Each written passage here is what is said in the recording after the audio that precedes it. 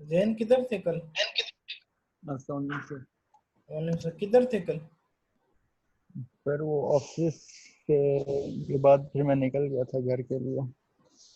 हाँ तो तुम तो 5 मिनट से ज्यादा क्लास नहीं ले रहे आजकल। नहीं सर, कल मैंने आपके फर्स्ट पूरा सेशन दिया था, जो जब तक आपकी कॉल वो सेशन एंड नहीं हुआ था। हाँ तो वो पार्टिसिपेशन भी तुम कुछ दिन नहीं दे रहे, तुम्हारी नहीं है मेरे पास पार्टिसिपेशन। सर वो रात को मैंने आपको सबमिट करवा दिया था सारा रिसर्च पेपर।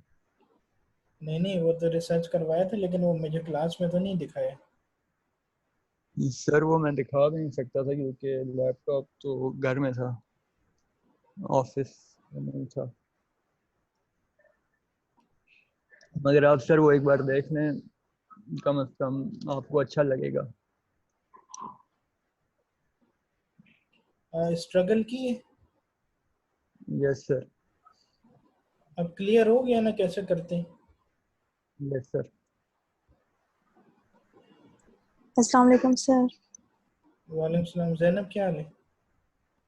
ठीक सर, आप कैसे हैं? अल्हम्दुलिल्लाह खैरियत ठीक ठाक। और वो रिसर्च हो गई, प्रॉपर कर ली चेंजेस वगैरह? यस सर, आपने मुझे जो बताई थी वो चेंजेस कर ली थी, आपको सेंड भी कर दी। अच्छा। और जैनब वो क्या वो उसका है, कब वो दिखाओगे मुझे? क्या सर? वो इसका सिस्टम प्रोग्रामिंग का।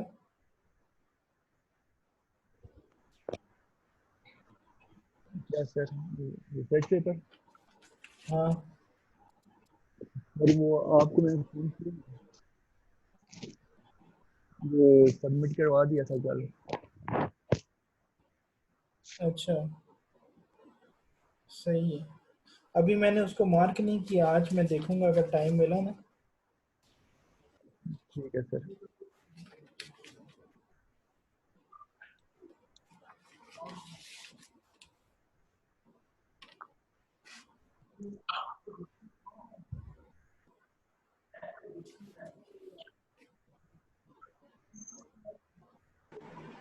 अस्सलाम वालेकुम सर। वालेकुम सलाम। अक्सा क्या हाल है? मेरी शक्ल ठीक सर, आप कैसे हैं? अल्हम्दुलिल्लाह। कल कहाँ थी? सर मेरा नेट इशू कर था कल, बिल्कुल ही नेट ही नहीं था और मैंने असाइनमेंट भी इतनी, मुझे रात को आया है नेट और मैंने असाइनमेंट भी इतनी मुश्किल से सबमिट करवाई है। क्विज सॉरी क्विज मैंने थोड़ा बहुत रह गया था मेरा क्विज, तो फिर मैंने रात को जल्दी से किया और फिर मैंने सबमिट करवाया। कल बहुत इशू था नेट का, मेरा आ ही नहीं रहा था सर। कल वो सब काफ़ी स्टूडेंट ने अपना रिसर्च दिखाया, हमने डिस्कस भी किया काफ़ी। बहुत सी चीज़ें हम लोगों ने देखी। कुछ स्टूडेंट्स मोस्टली रिसर्च नहीं कर पा रहे थे, रेफरेंसेस गलत लिखे हुए थे। किसी ने जो है वो कॉपी पेस्ट सिंपल किया हुआ था ना, तो उन चीज़ों को हमने देखा। तो ये क्लास ज़रा इम्पोर्टेंट होती है कि वो फिर वो चीज़ें वगैरह वो हो जाती है ना, फिर मिस आउट हो जाती हैं। सर बस वैसे तो मैं क्लास लेती हूँ, हर क्लास लेती हूँ, पर नेट का इशू हो जाता है तो फिर इस वजह से मेरा वो ही था कि इस वजह से मैं ले नहीं सकी कल क्लास।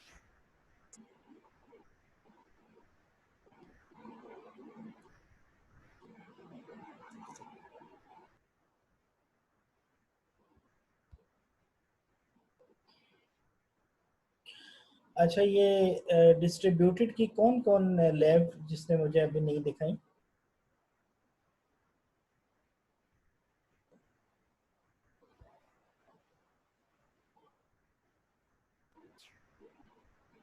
सर आई थिंक सबने दिखा दी थी।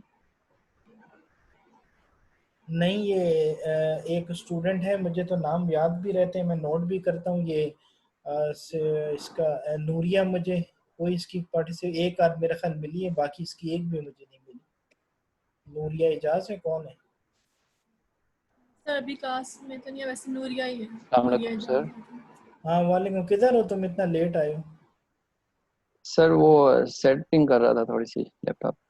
अच्छा, मैं कह रहा था वो लैब्स किस किस ने नहीं शो कराई हमें? तुम तो नाम नोट कर रहे जो हो ना लास्ट टाइम साथ में? जो हाँ। लास्ट टाइम नहीं कराई थी सर, हाँ वो मैं भी लास्ट टाइम आपको। भी थी, पहले की भी थी। जी सर, मैं बताता हूँ आपको।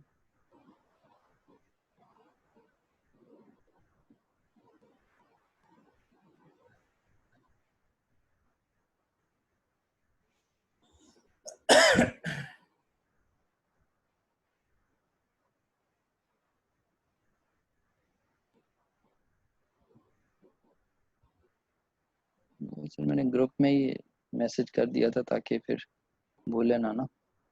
हर चीज़ ना एक नोटबुक में ना अपने पास एक रिकॉर्ड रखो ना मेरी क्लास का, ताकि अगर जी सर। जैसे ही मैं कोई क्वेश्चन करूं तो तुम फौरन अपनी नोटबुक खोलो, उसमें हर चीज़ रिकॉर्ड हो, सब स्टूडेंट का ये हो ना सारा, ताकि मुझे भी जी पता रहे ना। ठीक है सर। मैं जी सर, ये थे रुखशंदा, जैनब, कुरतुलैन, तैयब हमीद, मलिक रिजवान हम्म। और इसके अलावा थे अहमद।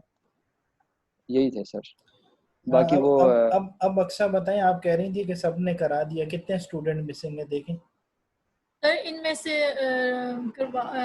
रुखशंदा ने करवाया था, मतलब कि जी वो सर। पिछली क्लास में कुछ स्टूडेंट्स ने करवा दिया था, तो मुझे लगा। हाँ, रक्षंदन ने कराया था मुझे यार, मेरा ख्याल नूरिया ने नहीं कराया, अहमद ने नहीं कराया। जी सर, नूरिया ने भी नहीं कराया। जी सर। अच्छा अस्सलाम ये, वालेकुम सर। हाँ वालेकुम उमैर, हाँ बोलो। सर लास्ट टाइम ये डेटाबेस का मैंने लैब तो आपको दिखाई थी, लेकिन वो भी मैंने कैनवस पे देखा था, तो मैंने वहाँ पर अपलोड नहीं किया। वो बस पता नहीं मेरे जहन से निकल गया था या क्या था। तो इसका फिर क्या अभी अपलोड कर दूँ? कौन सी वाली ये बाकी असाइनमेंट? सर ये लास्ट टाइम आपने दिया था ना, वो सारा जॉइन वगैरह, ग्रुप बाय वगैरह, और कमेंट वगैरह, रोल बैक, सेव पॉइंट, तो हाँ, फिर सारा मैंने लैब में भी डिटेल करके बता दिया था, लेकिन बस कैनवस पे अपलोड करना, मैंने शायद अपलोड कर दिया, लेकिन मैंने देखा तो वो अपलोड नहीं। मैंने कहा आपसे फिर मैं क्लास में पूछ लूँगा एक बार। नहीं मुझे तो याद पड़ता है, तुमने क्लास में तो पार्टिसिपेट कराया था, मुझे याद है, जी जी। लेकिन शायद तुमने लेकिन वो अपलोड नहीं किया। जी अपलोड नहीं किया सर हाँ, कैनवस पे। अब ये देखें, ये थोड़े बहुत ना इश्यूज स्टूडेंट के आ रहे हैं कि कुछ स्टूडेंट जैसे अपलोड नहीं करते तो वो शो करवा देते हैं, कोई जो है शो पार्टिसिपेशन कर रहे हैं तो वो अपलोड नहीं करते। तब इन चीज़ों को तो ये मैनेज करना पड़ेगा ना आप लोगों को, जी क्योंकि सर मैं अगर इसको देखें मोस्टली जो है मैंने जितनी भी असाइनमेंट्स वगैरह या ये चीज़ें आपको दी हैं तो उसमें एक वीक का एटलीस्ट टाइम ज़रूर दिया है, 5 दिन का, 6 दिन का, बल्कि रिसर्च वाली तो देखें 2 वीक्स हो गए थे, ईद से पहले दी थी, कल जाके कहीं सबमिट हुई है।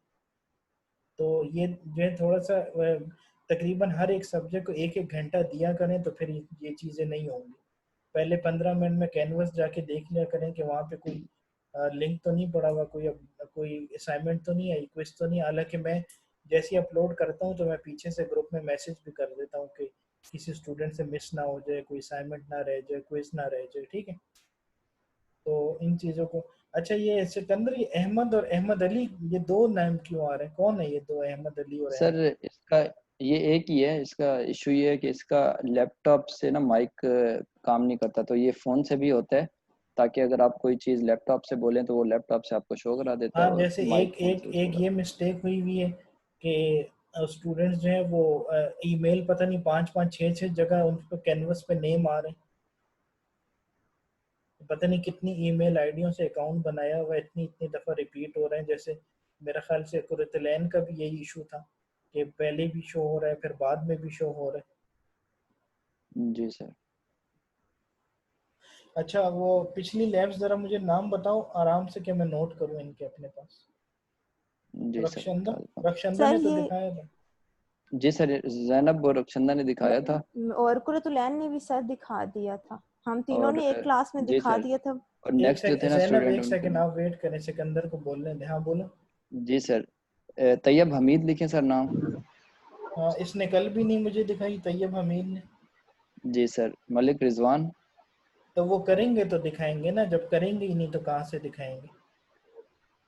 जी सर, मलिक रिजवान। नूरिया। सर मैंने पिछली क्लास में दिखा दिया था आपको सर। सर रोजों में क्लास हुई थी सर, मैंने आपको उसमें दिखा दी थी अपनी असाइनमेंट डेटाबेस की, लैब दे दी थी सर।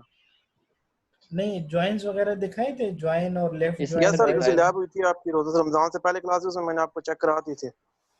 अच्छा ठीक है, हाँ सिकंदर, तैयब हमीद है, मलिक रिजवान है, और जी सर, नूरिया। हाँ, नूरिया की उसके तो सर मुझे माइक का तब इशू था। नूरिया जी का तो सर। मुझे शायद एक आदमी मिला है, बाकी कुछ नहीं मिला। जी सर, और इकरा और अरूज सर उनका वही इशू है, वो नेट के इश्यूज थे तो वो तो क्लास नहीं ले रही स्टार्ट से ही। अच्छा, जी सर। तो ये 3 स्टूडेंट हैं बस?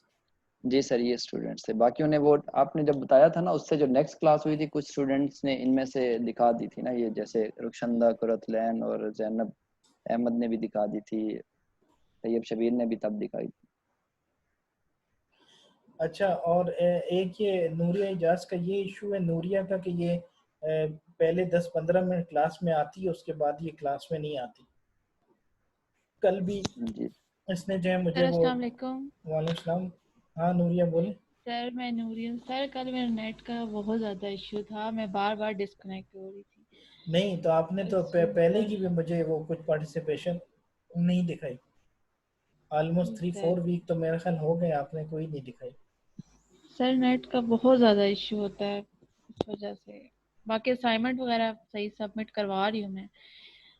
बाकी नहीं तो वो असाइनमेंट तो ठीक है, तो असाइनमेंट आप वही जी सर। सबमिट कराते हैं ना, जो प्रैक्टिकल करते हैं उसी को कॉपी जी करके जी उसमें सर। वो कर देते हैं, तो वो थोड़ा सा प्रैक्टिकल वो दिखा देना ताकि वो मैं देखूं कि कितना कुछ आ रहा है, कितना कुछ कर रहे हैं। जी सर। और रिसर्च का क्या किए? सर रिसर्च कल की थी, लेकिन आपको चेक करवानी थी, वो नेट का इशू था, मैंने मैसेज किया था, फिर मैंने सबमिट करवा दी थी। अच्छा, और वो लैब्स डिस्ट्रीब्यूटेड की लैब्स? सर लैब्स नहीं चेक करवाई थी, और वो सर फाइल भी मुझसे डिलीट हो गई, मैं भी दोबारा वही बना रही थी सर, नहीं नहीं, क्लास से डिस्ट्रीब्यूटेड पहले ही। डेटाबेसेस की बात कर रहा हूँ। जी सर वही कह रही हूँ। पहले जो एक लैब थी ना वो मैंने करवाई थी, जो सेकंड वाली थी उसको मैंने सबमिट भी नहीं करवाया था। अच्छा, तो वो सबमिट नहीं कराई, ठीक है। और वो जी अब सर। अब इस टाइम पे कितनी लैब्स अवेलेबल हैं आपके पास एट द मोमेंट? क्या क्या टॉपिक हैं उसमें, क्या क्वेरीज लैब में की इस टाइम? सर वो शुरू वाली थी, वो क्रिएट डेटाबेस की थी, और डिलीट वगैरह की, और वो मैक्सिमम मिनिमम वगैरह की थी, वेयर की नहीं तो थी। जी सर। उसके बाद तो हमने बहुत लैब्स की हैं, स्टूडेंट ने शो भी करवाई हैं, तो अभी तक आप वो पहली वो फर्स्ट जो वीक में किया था अभी तक उधर ही आप बैठी हुई हैं। सर दूसरी भी की थी, लेकिन वो अब मेरे पास नहीं है, तो इस वजह से सर मैं भी दोबारा वही करने की कोशिश कर रही थी, मैंने कहा क्लास से पहले मैं कर लूँ ताकि आपको चेक करूँ। नहीं तो आज आज हमारी जो है ये ईद ईद की छुट्टियों से लेके अब तक, बल्कि आपने तो पहले की नहीं दिखाई, तो कम से कम आई थिंक 1 मंथ की आपने मुझे नहीं दिखाई। वन जी मंथ की। सर। हाँ, तो 1 मंथ के आप जो अब आज कर रही हैं क्लास से पहले? Yes sir. हाँ, तो इसका यही मतलब हुआ ना कि बस जो क्लास में पढ़ लिया उसके बाद जो है कोई वो नहीं होती, राइट? जी सर। तो सर मैं करवा दूंगी। सर एक बात पूछनी थी हाँ सर, हमारी कितनी असाइनमेंट्स वगैरह रह गई हैं? यार, अभी तो जो है आप लोगों ने 4 तो सबमिट करनी है और 4 क्विजेस करने हैं, तो अभी आपके 2 क्विजेस हुए हैं और आपकी 3 असाइनमेंट हुई हैं। ठीक सर, ओके सर। और क्या कहते हैं, उसके बाद जो है ये एक्टिविटीज वगैरह देखो, ये तो आप लोग मुझे देनी पड़ेंगी और आप लोगों को करना पड़ेगा, उसके अलावा फिर आप लोग काम नहीं करते ना। सर हमारी यूनिवर्सिटीज कोई खुलने का कोई सीन है? यूनिवर्सिटी नहीं है, बंद है सब कुछ, कोरोना और ज्यादा फैल गया। सर अभी तो वो यूएचएस के पेपर हो रहे थे वो भी कैंसिल हो गए, उन्होंने काफी। सर हाँ, वो बाकी सब खोल मैंने ये बाकी बात सब बतानी थी, चलो यूनिवर्सिटीज भी अच्छा है खोल रहे कि हैं। डिस्कस कर लिया कि आपका जो जी सर। एग्ज़ाम है ना, एग्ज़ाम मिड टर्म का जो एग्ज़ाम है, मेरा ख्याल वो प्रोबेबली नेक्स्ट वीक में कंडक्ट किया जाएगा, नेक्स्ट वीक में, ठीक है? और जो अच्छा आपका मिड टर्म का एग्ज़ाम है वो जो है असाइनमेंट बेस्ड होगा। ठीक है सर। जो लास्ट टाइम हम लोगों ने मीटिंग फ्राइडे को अटेंड की है, तो उसमें यही कहा गया है कि मिड टर्म एग्ज़ाम जो असाइनमेंट बेस्ड होगा, यानी कि एक लेंथी असाइनमेंट जो है देनी होगी स्टूडेंट्स को, तो वो ताकि उसके ऊपर ठीक। वर्किंग कर। अब मुझे ये नहीं पता कि टाइम उसमें कितने देंगे, एक दिन देते हैं, 2 दिन देते हैं, क्या करते हैं इसका भी अब ये फ्राइडे को पता चलेगा जब अब मीटिंग आएगी दोबारा। ठीक सर। और दूसरा ये है कि जो आपकी मिड की जो है असाइनमेंट जो है, क्योंकि इस वीक जो है कंडक्ट होना था मिड टर्म, लेकिन अभी तक जो है वो एरिड एग्रीकल्चर वालों ने जो है ना वो सैंपल नहीं बनाया ना मिड का, तो वो जी सर। सैंपल बनाएंगे, उसके बाद वो लोग बिम्स भेजेंगे, उसके बाद फिर हम लोग आपको बताएंगे। सर फिर उसके लिए क्या ड्यूरेशन देंगे हमें कि इतनी देर में या इतने दिन में सबमिट कराएं मेरा ख्याल असाइनमेंट, क्योंकि डेज अगर देंगे, लेंथी होगी मेरा ख्याल तो। डेज देंगे, डेज। ठीक सर। तो कुछ इस तरह का टेक्निकल किस्म का एक पेपर बनाना होगा। अब ये देखें ना, अब ये मैं क्यों आप लोगों से लैब्स करवा रहा हूँ, क्यों मैं आप लोगों से लैब्स करवा रहा हूँ, क्यों मैं आप लोगों को कहता हूँ कि ये प्रोग्राम बनाएं, ये इंस्टॉल करें। लाइनक्स मैंने देखे इतना कुछ आपको करवाया, एसक्यूएल सर्वर में ऑलमोस्ट तकरीबन हर चीज़ कवर हो गई है। अब ये एग्जाम में आ जाएगा क्वेश्चन, तो फिर कैसे करेंगे जब आप लोग लैब नहीं करेंगे तो? जी सर बिल्कुल सर, ये प्रैक्टिकल तो काफ़ी लर्निंग हो रही है इसमें तो। आपका जो है, अगर आप ये मेरी बात याद रखें कि यूनिवर्सिटी लेवल पे इतना ज़्यादा प्रैक्टिकल जो है टीचर्स वगैरह नहीं कराते, ये बात मेरा ख्याल आपको भी पता होगा, ठीक है। जी सर ये बिल्कुल जो ऐसे ये ही। जो आप लोगों ने लाइनक्स सीखी है, ठीक है, इंस्टॉलेशन सीखी है, वर्चुअल बॉक्स सीखा है, और इसमें कमांड्स आप लोगों ने रन की हैं, ठीक है, आपकी प्रोग्रेस अच्छी है। मैं ये नहीं कह रहा कि आपकी ये क्लास बुरी है या इस तरह, लेकिन जाहिर सी बात है कि अगर 10-15 स्टूडेंट हैं तो उसमें से 2-3 स्टूडेंट तो ऐसे होंगे ना कि जो काम नहीं करते, अपने टास्क नहीं दिखाते, ठीक है। तो ये तो हर हम्म, क्लास में ये होता है। तब जो है खुद सोचें कि जो लाइनक्स मैंने आपको कराई है, ये सिर्फ मोस्टली यूनिवर्सिटी में थ्योरेटिकल बेस पढ़ाया जाता है, ठीक है, इतना ज़्यादा प्रैक्टिकल जी नहीं सर। होता। लेकिन मैंने आप लोगों को टूल्स भी सारे बताए, उसका इंस्टॉलेशन का भी किया आप लोगों से, यहाँ पे मैंने एक एक स्टूडेंट से करवाया भी, दिखाया भी, जिसकी इश्यूज आए उसको सॉल्व भी किए, ठीक है। लेकिन ये है कि ये इसमें जो आपका अपना फ़ायदा है ना, आपका अपना बेनिफिट है। अब एसक्यूएल सर्वर का कोई प्रोग्राम आ जाता है, क्वेरी आ जाती है, कुछ भी करने का आ जाता है, सेलेक्ट है, डिलीट है, ट्रंकेट है, पहले इन चीज़ों का आपको पता था? कुछ नहीं पता था। लाइनक्स का पता था? ये भी नहीं पता था कि लाइनक्स नहीं होती सर। क्या है, उबंटू क्या होता बिल्कुल है, इंस्टॉल कैसे करते हैं, कमांड्स लिखना देना वो तो दूर की बात है। लेकिन ये है कि मेरा जो है प्रोसीजर ही यही है कि मैं खुद भी पढ़ाता हूँ और स्टूडेंट से भी काम लेता हूँ, ताकि वो घर में बैठ के उसको काम करें और फिर मुझे फीडबैक भी दिखाएं कि यार देखो कि इन लोगों ने काम किया है कि नहीं, कुछ सीखा है कि नहीं। क्यों? क्योंकि पेपर तो मैंने नहीं देना, पेपर तो आप जी लोगों ने सर। देना है ना। पेपर तो आप लोग देंगे, आप लोग लिखेंगे, आप लोग इंस्टॉलेशन करेंगे, आप लोग जो है कन्फिग्रेशन करेंगे। अभी आपके जो लैब्स के कोई पेपर आते हैं, कुछ आते हैं, तो आपने करना है। लेकिन क्या है कि अब आप लोगों ने जो है प्रैक्टिकल कर लिया, इंस्टॉलेशन कर लिए, कन्फिग्रेशन कर लिए, कमांड्स सारी देख ली है, लाइनक्स की देख ली है, और आपने उसके साथ साथ एसक्यूएल सर्वर की देख ली है। तो अगर अब जो आगे एग्जाम आता है तो आपको इसमें फ़ायदा मिलेगा, क्योंकि अगर लैब होगा तो मैं तो आपसे ये कहूँगा कि चलो एसक्यूएल सर्वर इंस्टॉल करके दिखाओ मुझे, ये वाली क्वेरी चलाओ, ये वाली क्वेरी लगाओ। क्योंकि मैं तो लैब नहीं करूँगा ना, मैं तो उसमें इंस्टॉल नहीं करूँगा, मेरा तो काम देखने का है, करने का तो नहीं है।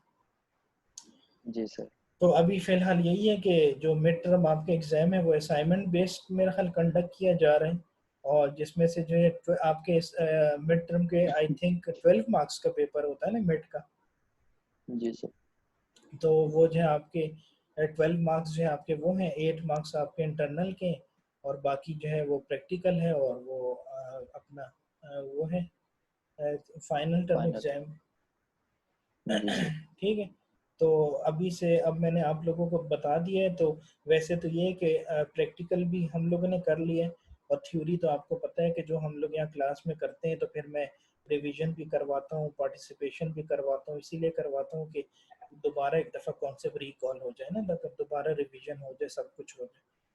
तो जी थ्योरी भी सर। ऑलमोस्ट आप लोगों की सारी कवर है, तो बस अभी से स्टार्ट करते हैं पढ़ना ना, डेली 1 आवर 1 आवर। अब बल्कि अब तो अगर नेक्स्ट वीक में कंडक्ट हो जाता है एग्जाम, तो आप लोगों को चाहिए कि आप लोग खुद से अभी ये करें ना, मतलब अपने जहन में जो कॉपी पेस्ट वाला कॉन्सेप्ट ना रखें कि अगर आपकी हम्म, असाइनमेंट है या कुछ है तो बता आप लोग कॉपी करेंगे और वहाँ से पेस्ट कर देंगे ना। अपने जहन में इन चीज़ों को ना रखें, क्योंकि अगर थ्योरेटिकल होगा तो कुछ लैब्स के क्वेश्चन भी होंगे, तो लैब तो आपको, अगर आपने प्रोग्राम वगैरह खुद किए हुए हैं, क्वेरीज आपको आती हैं लगाना, तो तब आप उसको अटेम्प्ट कर सकेंगे, ठीक है। जी सर। तो जो है मेंटली आप लोग जो है बस अब तैयार हो जाएं कि आपका जो है वो एग्ज़ाम इंशाल्लाह होगा। और वो कल तुमने अटेंडेंस का मुझे याद नहीं कराया था, फिर मैंने क्लास के बाद ली अटेंडेंस। ये सर आज की कर लें फर्स्ट क्लास की। हाँ अभी ऐसा करो, एक 15 मिनट बाद मुझे याद करा दो, ठीक है? ठीक है। अच्छा सर मैं 2 मिनट के लिए म्यूट पे जा रहा हूँ, मैं गेट ओपन करना है, मैं वो करके भी आया अच्छा बस। जाओ जाओ। अच्छा तो अब हम लोगों ने जो है लास्ट उसमें जो है क्लासेस में हम लोगों ने कुछ फ्रेगमेंटेशन के ऊपर बात की थी ना, कि हमारे पास जो है फ्रेगमेंटेशन हमारे पास क्या होती है। हमारे पास जो हॉरिजॉन्टल फ्रेगमेंटेशन है, वर्टिकल फ्रेगमेंटेशन है, डिराइव फ्रेगमेंटेशन है, इस तरह की हम लोगों ने कुछ वो चीज़ों को डिस्कस किया था डिस्ट्रीब्यूटेड डेटाबेसेस में, ठीक है? तो ये उसी के रेलेवेंट कुछ स्लाइड्स वगैरह मुझे मिल गई, तो मैंने कहा चलो मैं आप लोगों से ये स्लाइड्स भी शेयर कर लेता हूँ, और इसमें जो है कुछ 3 4 5 जो है हमारे पास टॉपिक हैं, तो हम उसको भी जो है वो देख लेते हैं, ठीक है? जैसा कि हमारे पास प्राइमरी हॉरिजॉन्टल फ्रेगमेंटेशन है।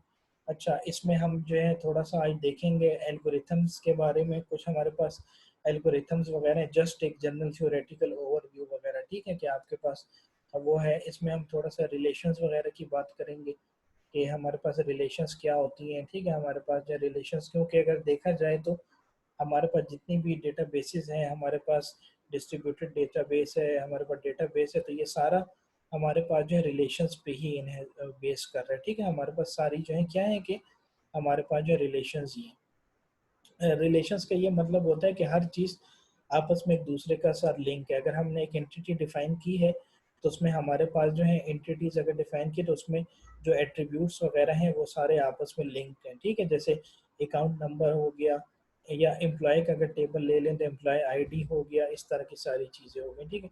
तो फिर हमारे पास जो है वो हमारे पास डिस्ट्रीब्यूटेड डिज़ाइन किस तरह से है कि हमारे पास डिफरेंट साइट्स वगैरह हैं, कनेक्ट है हमारे पास डिफरेंट साइट्स, तो उसमें हमारे पास जो है इनपुट्स वगैरह होती हैं, इंटीग्रेशन वगैरह होती है, हम एक दूसरी चीज़ों को आपस में इंटीग्रेट वगैरह करते हैं, डिस्ट्रीब्यूट वगैरह करते हैं अपने डेटाबेस को, ठीक है? कि डिस्ट्रीब्यूट एनवायरनमेंट में रखते हैं, डिस्ट्रीब्यूटेड, ताकि हमारे जो है वो हमारे जो एक क्लस्टर एनवायरनमेंट होती है एक्चुअली डिस्ट्रीब्यूटेड की, के जिसमें हमारे पास डेटा जो है एक जगह से दूसरी जगह हम उसको शेयर कर सकते हैं, उसमें रेप्लिकेशन वगैरह आ जाती है, ठीक है? हमारे पास कुछ मास्टर्स मॉडल आ जाते हैं, कुछ स्लेव्स वगैरह आ जाते हैं, ठीक है? कि अगर जो मास्टर्स आपके क्या होते हैं कि जो ऑलरेडी आपके उस पे डिज़ाइन पे आपका एक डेटाबेस वगैरह कंस्ट्रक्ट हुआ हुआ है, बना हुआ है, तो जो स्लेव होते हैं वो उसकी फर्दर डिफरेंट साइट्स होती हैं, ठीक है? उसकी फर्दर डिफरेंट साइट्स होती हैं, तो उसमें अगर हम मास्टर्स में एक जगह मास्टर्स के अंदर हम चेंजेस करते हैं ना, तो ऑटोमेटिकली स्लेव्स में भी उसको वो जो अपडेट जो है हो जाता है, ठीक है? तो ये रेप्लिकेशन का एडवांटेज है। हमारा जो है डेटाबेस जो है उसकी परफॉर्मेंस अच्छी रहती है, ठीक है? अगर एक जगह पे हमारे पास डेटाबेस जो है नहीं अवेलेबल, तो हमारे पास जो हम कहीं और जगह से शेयर कर सकते हैं रेप्लिकेशन वगैरह। फिजिकल डिज़ाइन वगैरह में क्या आ जाता है कि आपके पास जो है जाहिर सी बात है कि हम जो डिस्ट्रीब्यूटेड की बात कर रहे हैं, तो हमारे पास जो हमारे पास जो है वो फिजिकल डिज़ाइन होगा कि हमारे पास जो है स्कीमास होंगे, हमारे पास जो है डेटाबेसेस होंगे, एक्सेस इंफॉर्मेशन होगी, एक नेटवर्क कम्युनिकेशन भी बना हुआ होगा, ठीक है? क्योंकि हमारे पास जो हमारी कम्युनिकेशन हो रही है वो सारी नेटवर्क के थ्रू हो रही है, ठीक है? यानी कि नेटवर्क्स लगे हुए होंगे, वायरलेस होंगे, हमारे पास केबल्स वगैरह वाले होंगे नेटवर्क्स, ठीक है? तो ये सारी कम्युनिकेशन उससे प्रोवाइड की जाए। एक्सेस इंफॉर्मेशन से क्या मतलब होता है कि हमारे पास जो है क्योंकि हम डेटाबेस बनाते हैं, ठीक है? उसको डिस्ट्रीब्यूटेड एनवायरनमेंट में रखते हैं। क्यों हम उसको डिस्ट्रीब्यूटेड एनवायरनमेंट में रखते हैं? ताकि हमारे पास जो है हम उसको जो है वो जब भी हमारे पास डेटा शेटा अवेलेबल हमें कराना हो या वो एक्सेस करना हो, तो हम उसको दूसरी साइड से उसको एक्सेस कर सकें, ठीक है? और उसको डिस्ट्रीब्यूट, क्योंकि मोस्टली अब आप लोग देख लें कि जितनी भी हमारे पास कंपनीज हैं, ठीक है? मोस्टली जितनी हमारे पास कंपनी, स्पेशली अगर हम आईटी की फील्ड में बात करते हैं, ठीक है? तो अब हमारे पास जो डिस्ट्रीब्यूटेड डेटाबेसेस का कॉन्सेप्ट बहुत ज़्यादा इन हो चुका है, ठीक है? क्यों इन हो चुका है? क्योंकि हमारे पास जो कंपनीज हैं वो अब एक डिस्ट्रीब्यूटेड एनवायरनमेंट में, ठीक है? अब फॉर एग्जांपल डिस्ट्रीब्यूटेड एनवायरनमेंट में क्या मीनिंग है हमारे पास की, अगर मैं प्रैक्टिकल एग्जांपल दूं, अब हमारे पास बेम्स है, ठीक है? ये जो हमारे पास इंस्टीट्यूट है हमारा बेम्स का, तो अभी फिलहाल देखें इनका एक ही कैंपस है, ठीक है? यानी कि जितना कुछ हो रहा है, सब कुछ हो रहा है एक ही जगह पे, सेंट्रलाइज जगह पे, एक ही जगह पे पड़ा हुआ है, ठीक है? कोई डेटाबेस चाहिए होगा, कुछ हमें चाहिए होगा, तो वो उस जगह से बाहर नहीं निकल सकते, ठीक है? क्यों? क्योंकि और उनके पास कोई रास्ता ही नहीं है, और उनके पास कोई कोई दूसरा कैंपस नहीं है, कुछ भी नहीं है। तो अगर जितने भी डेटाबेस होगा, जितनी भी इंफॉर्मेशन होगी, तो वो मेरे पास जो बिम्स के कैंपस के अंदर ही पड़ा हुआ है। लेकिन अब जो है कुछ इम्प्रूवमेंट लेकर आ रहे हैं। क्या इम्प्रूवमेंट लेकर आ रहे हैं कि अब बिम्स का टेक्सला में जैसे नया कैंपस ओपन हो रहा है, ठीक है। तो क्या होगा कि एक कैंपस हम लोगों का जो है टेक्सला में भी बन जाएगा, ठीक है। तो उस टेक्सला में जब कैंपस बन जाएगा, तो जो आपके हम ये कह सकते हैं कि जैसे कि जो बिम्स का आपका पिंडी का कैंपस है, ये आपका मास्टर है। और जो आप लोगों का जो है सॉरी, टेक्सला में जो आपका टेक्सला में जो आपका जो है कैंपस ओपन होगा, लेट्स से कि वो आप उसको कह लें कि स्लेव है, ठीक है। मास्टर स्लेव दो आपके हो गए, ठीक है। लिंक रिलेशंस भी बन गए, ठीक है। दोनों में आपस में रिलेशन है, क्यों? क्योंकि दोनों आपस में लिंक है। जब तक दोनों आपस में लिंक होंगे, कैसे आपस में कोऑर्डिनेशन वगैरह चलेगी, ठीक है। तो जो जो चीज़ें हमारे अंदर जो है यहाँ पर हम लोग जो है उसको करते जाएंगे, अपडेट करेंगे चीज़ों को, ठीक है। हम इसमें रिकॉर्ड को इंसर्ट करेंगे, ठीक है। और जाहिर है अब जो है हमारे पास इंडस्ट्री कौन सी है? एजुकेशन की। क्यों? क्योंकि यूनिवर्सिटीज़, कॉलेजेस, स्कूल जिसकी भी हम बात करते हैं वो एजुकेशन सेक्टर है, ठीक है। अगर मैं कंपनीज़ की बात करता हूँ तो कंपनीज़ में मेरे पास जो है मोबाइल की कंपनी आ जाती है, ठीक है। और कंपनीज़ वगैरह आ जाती हैं, मल्टीनेशनल कंपनीज आ जाती। तो जिस जिस ऑर्गेनाइजेशन की हम बात करेंगे उसके रेलेवेंट ही हमारे पास डेटा होगा, ठीक है। सारा ऐसा नहीं हो सकता कि आप बेम्स में बैठे हुए और आप जो है लोगों के बैंक अकाउंट खोल रहे हैं। क्यों? क्योंकि वो तो हमारा उससे तो कोई कंसर्न ही नहीं है कि हम लोग तो क्या कहते हैं, हम लोग एजुकेशन सेक्टर की बात कर रहे हैं, ठीक है। तो कहने का मतलब ये है कि डिस्ट्रीब्यूटेड एनवायरनमेंट का आप बिम्स हो जाएगा, तो उसका क्या बेनिफिट हो जाएगा कि दूसरा कैंपस खुल जाएगा, उनके उस स्टूडेंट्स के रिकॉर्ड्स वगैरह होंगे, ठीक है। फैकल्टी का रिकॉर्ड होगा। हो सकता है कि अगर नया कैंपस खुलता है तो उसमें कोई नई फैकल्टी को हायर किया जाए, या हो सकता है कि हम ही वहाँ पर जाके लेक्चर दें, वटेवर जो भी है, ठीक है। तो ये थोड़ा सा जो डिस्ट्रीब्यूटेड इन्वायरमेंट में आ जाएगा। तो फिर अगर हमें एक भी चेंजेस करनी होंगी, लेट्स से कि हमारे पास जो है हमारे पास जैसा कि हम मास्टर में कोई भी चेंज वगैरह करते हैं, कोई भी अपडेट वगैरह करते हैं, कोई भी इस तरह की एक्टिविटी करते हैं, तो हमारा जो दूसरा कैंपस है, फॉर एग्जांपल जैसा कि मेरे पास बिम्स का टेक्सला का दूसरा कैंपस ओपन हो जाता है, तो ऑटोमेटिकली उसमें चेंजेस अपडेट होती रहेंगी, ठीक है। चेंजेस अपडेट होंगी, उससे क्या फ़ायदा होगा कि हमारा जो डेटा है वो डिस्ट्रीब्यूटेड एनवायरनमेंट में होगा। इसलिए हम लोग इसको कहते हैं कि ये हमारे पास डिस्ट्रीब्यूटेड डेटा बेसिस है, ठीक है। तो क्या इससे फिर हमारे पास क्या फ़ायदा होगा कि जो हमारे पास रिकॉर्ड बिम्स में अपडेट करेंगे, ये मास्टर हमारे पास सर्वर होगा, और जो हमारे पास स्लेव सर्वर लगा हुआ होगा उसमें ऑटोमेटिकली वहाँ पे सारी चीज़ें जो क्या होंगी, ऑटोमेटिकली सारी चीज़ें जो अपडेट होती रहेंगी साथ साथ, ठीक है। तो ये मेरे पास तो इसका एक और बड़ा बेनिफिट भी हमारे पास मिल जाता है, ठीक है। एक बड़ा बेनिफिट सबसे ये है कि इसमें हमारे पास रेप्लिकेशन भी आ जाती है, ठीक है। रेप्लिकेशन क्या होती है कि ऑलरेडी हमने बहुत डिटेल से पढ़ा है कि हमारे पास डेटा होता है, वो एक जगह से दूसरी जगह हम उसको रेप्लिकेट करते हैं, ठीक है। सारे अपने डेटा को एक जगह से दूसरी जगह रेप्लिकेट करते हैं, मूव करते हैं, कॉपी करते हैं, पेस्ट करते हैं, ठीक है। एक जगह से उठाते हैं, दूसरी जगह करते हैं, इस तरह की सारी चीज़ें, ठीक है। तो उसमें डेटा रेप्लिकेशन वगैरह भी आ जाती है, ठीक है।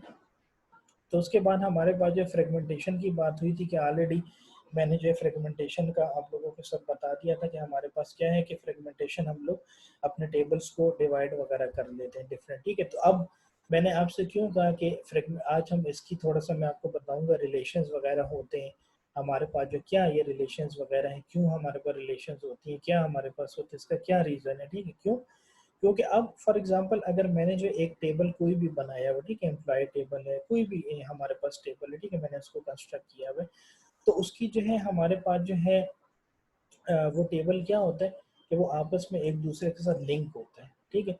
क्या मतलब है कि अगर फॉर एग्जांपल मेरे पास एक एम्प्लॉय की इंफॉर्मेशन है, ठीक है। एम्प्लॉय की बार बार मैं एग्जांपल क्यों लेता हूँ? क्योंकि ऑलरेडी हम लोग एक एम्प्लॉय की एग्जांपल पहले मैं आप लोगों को जो है वो हम लोग इसका टेबल क्रिएट किए थे, तो उसमें मैंने एम्प्लॉय की इंफॉर्मेशन ली थी, तो इसलिए मैंने ये रखा हुआ है ताकि इसमें जो कन्फ्यूजन ना, और हम इसी एक टेबल को लेके ना चलते रहें, ठीक है। वैसे तो हमारे पास और भी जो है, अगर हम लोग जो है बैंक्स की बात करेंगे तो उसमें बैंक का सारा डेटा होगा, फिर उसकी आपस में रिलेशन वगैरह होंगे, ठीक है। तो ये सारी चीज़ें।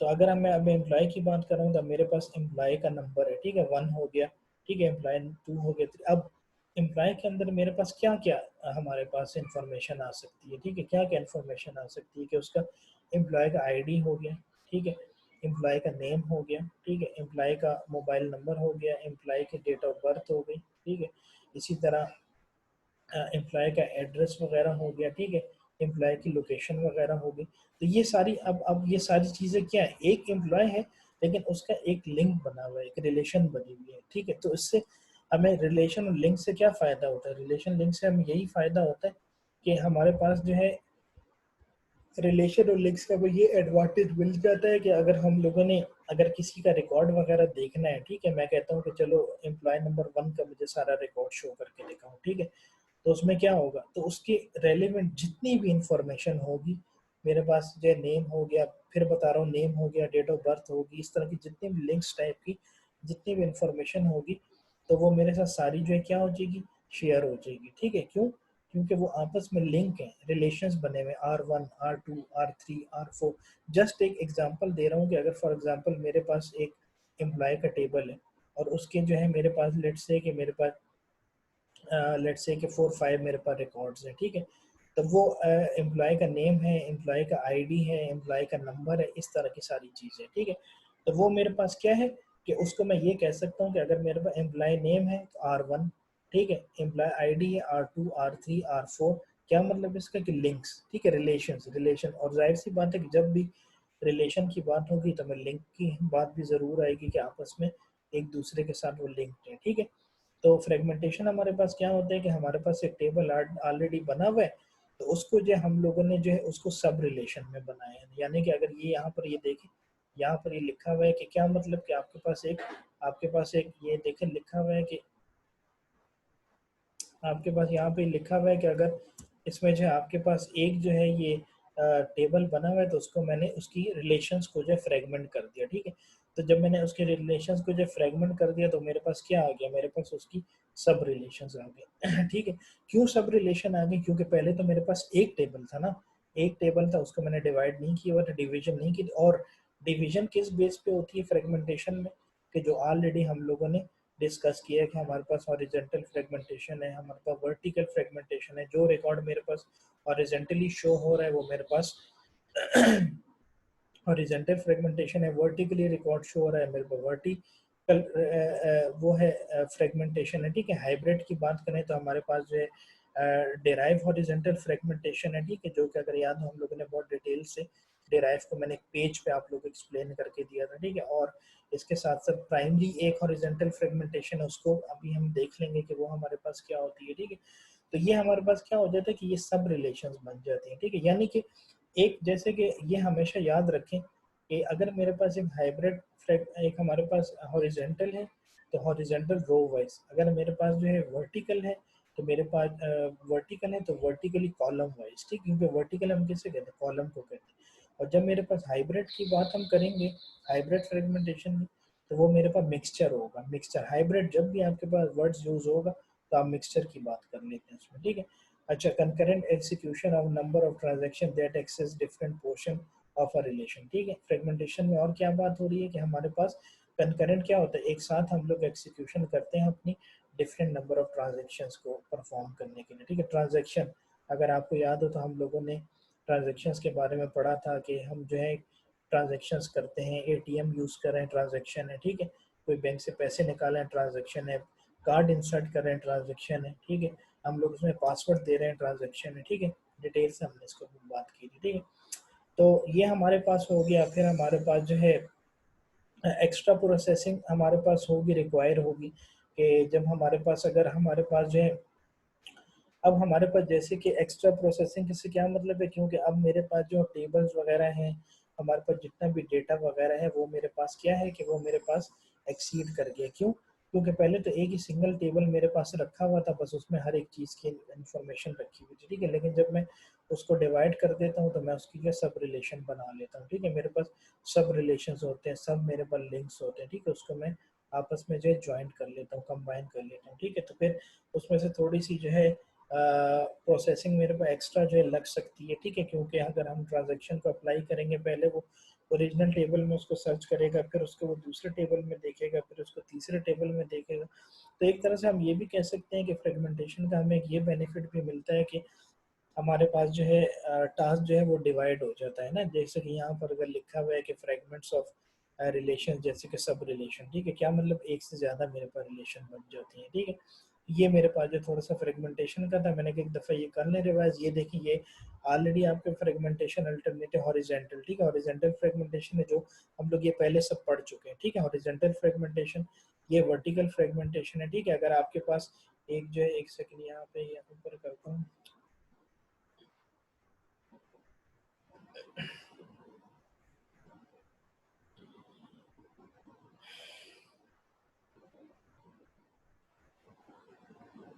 हॉरिजॉन्टल फ्रेगमेंटेशन, ठीक है। कोई भी आपके पास जो है रिकॉर्ड आपके पास शो हो रहा है, हॉरिजॉन्टली शो हो रहा होगा, ठीक है, तो वो मेरे पास हॉरिजॉन्टल फ्रेगमेंटेशन है। वर्टिकल हमारे, यानी कि अगर हम जो है हॉरिजॉन्टल हम बात करते हैं कि हमारे पास जो हॉरिजॉन्टल एक रो फॉर्म में हमारे पास डेटा होता है, ठीक है, उसका हम हॉरिजॉन्टल कहते हैं।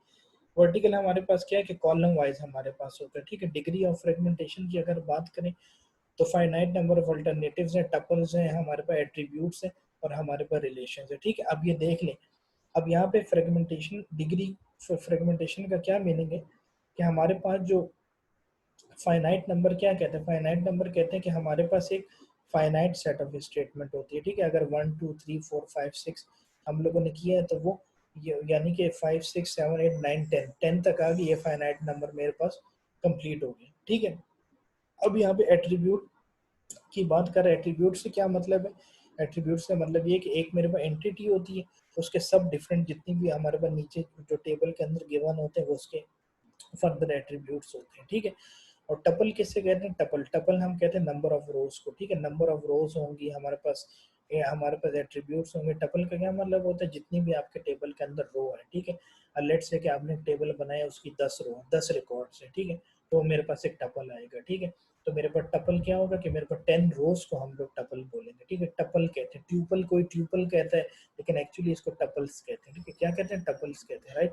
अगर अगर आप लोगों को याद हो कि आप लोगों ने जो है मुझे आप लोगों ने थोड़ा सा प्रैक्टिकल करके दिखाया था, तो उसमें जब हम लोग जो है वो रिकॉर्ड को सिलेक्ट कर रहे थे ना, select steric from school, select steric from university, select steric from employ, तो जितना भी मेरे पास रिकॉर्ड वगैरह आप लोगों का जो है मेंशन हो रहा था स्क्रीन के ऊपर, तो वो मेरे पास एक रिकॉर्ड तो था, उसके अंदर एट्रीब्यूट्स भी थे, उसके अंदर रिलेशन भी बनी हुई थी, लेकिन एक नई चीज़ यहाँ पर आ गई, टपल, ठीक है। टपल एक्चुअली हम लोग कहते हैं, आप लोगों ने डेटाबेसेस में भी शायद पढ़ा होगा कि टपल्स को हम एक्चुअली कहते हैं कि जो हमारे पास क्या होता है कि जो हमारे पास रोज होती है, नंबर ऑफ रोज को हम लोग टपल कहते हैं। तो फॉर एग्जांपल अगर आप लोगों ने मुझे डेटा दिखाया था, तो कोई मेरे पास 6 रिकॉर्ड शो करवा रहा था, कोई किसी के 10 थे, तो यानी कि क्या 10 थे, यानी कि नंबर ऑफ एम्प्लॉयज उसके 10 थे, फिर उसकी सैलरी थी, उसकी डेटा था, सब कुछ था। तो जितने भी हमारे नंबर ऑफ रिकॉर्ड जैसे कि 10 थे, तो मेरे पास टपल्स कितनी थी, 10 टपल्स थी, ठीक है, यानी कि रोज को हम लोग कहते हैं, ठीक है। तो अब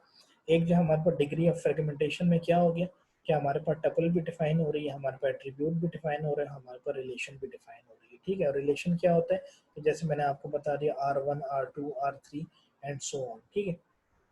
अब अगर यहाँ पर हम इसको ये थोड़ा सा ये देख लें कि करेक्टनेस ऑफ फ्रेगमेंटेशन हमारे पास क्या है कि decomposition of relation R into the fragments, ठीक है। अब what is the meaning of decomposition, decomposition हम लोग कहते हैं ब्रेक करने को, तोड़ने को, ठीक है।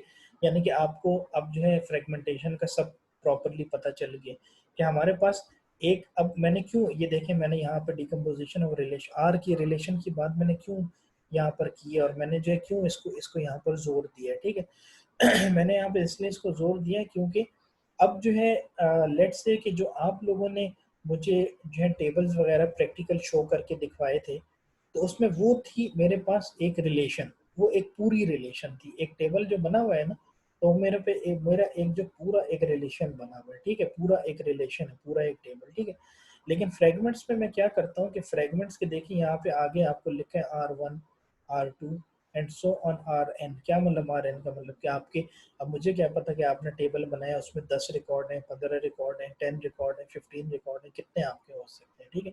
तो कंप्लीटनेस में यहाँ पर क्या हो जाएगा कि अगर हमारे पास जो है, तो हमारे पास अगर एक रिलेशन बनी हुई है, तो उस रिलेशन को जो हम लोगों ने जो है जो वो कर देना है, ठीक है। उसको जो है हम लोगों ने आपस में उसको जो है वो डिवाइड कर देना है, ठीक है, ब्रेक कर देना है, ठीक है, ब्रेक कर चंक्स में डिवाइड कर देना है, ठीक है। फॉर एग्जांपल जैसे अब हम लोग जैसे कि हम डेटा कम्युनिकेशन में पढ़ते हैं कि हमारे पास फ्रेम क्या होता है, फ्रेम हमारे पास स्ट्रिंग ऑफ बिट्स होता है, ठीक है। स्ट्रिंग ऑफ बिट्स का क्या मतलब होता है कि फॉर एग्जांपल एक 8 बिट का मेरे पास 8 बिट मेरे पास जो डिजिट्स है, ठीक है, 0 1 2 0 1 0 1 1 1 1 इन एंड सो ऑन। तो वो मेरे पास एक रिलेशन बनी हुई है आर की, ठीक है, 0 1, ठीक है, 0 1 1 0 0 0 इस तरह करके अगर हम 8 बिट्स कंप्लीट कर लेते हैं। लेकिन अगर मैं उसको चंक्स में डिवाइड कर देता हूँ कि 4 4 करके मैं उसके पेयर बना लेता हूँ या 2 2 करके उसको पेयर बना लेता हूँ, तो वो मेरे पास क्या हो गया कि वो मैंने स्ट्रिंग्स की फ्रेगमेंटेशन कर दी, ठीक है। उसको जो है क्या कर दिया, फ्रेगमेंटेशन कर दी, यानी कि उसको मैंने डिवाइड कर दिया, ठीक है, आपस में उसको डिवीजन उसकी कर दी। तो वो मेरे पास क्या बन जाती है, वो मेरे पास बन जाती है फ्रेगमेंटेशन, ठीक है। तो जो कि आपके पास रिलेशंस आ जाती है ना कि R1 relation, R2 relation and so on up to Rn relation, ठीक है, जितनी भी आपके पास हो सकती हैं, ठीक है, उसको हम जो तरीके से उसको हम डिफाइन कर। अगर 5 लेट्स से कि मेरे पास एक रिलेशन टेबल है, ठीक है, रिलेशन एक्चुअली हम किसको यहाँ पर रिलेशन कह रहे हैं, एक टेबल को मैं कह रहा हूँ, ठीक है, मेरे पास टेबल बना हुआ है तो वो